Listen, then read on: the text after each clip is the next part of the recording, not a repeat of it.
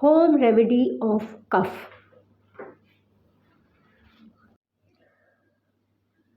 Welcome to my YouTube family and welcome to also my kitchen. I have talking about of coughing. There is a very common problem among the people is of coughing. Many people get continuous coughing or during the night. They don't get sleep because of coughing. I have a very simple solution. Okay, take black pepper. You can see this, and also take honey.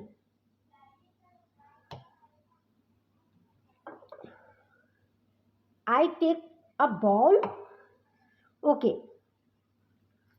I am added 1/4 teaspoon black pepper in this bowl and also 1 teaspoon of honey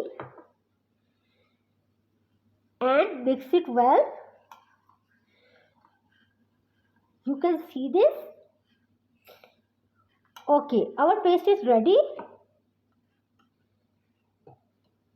Please note that you have to eat only at night. Remember, only 1 teaspoon every night before you sleep.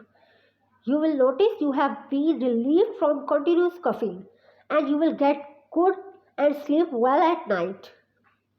So viewers, we always wish our viewers to stay healthy, stay happy and keep watching my videos.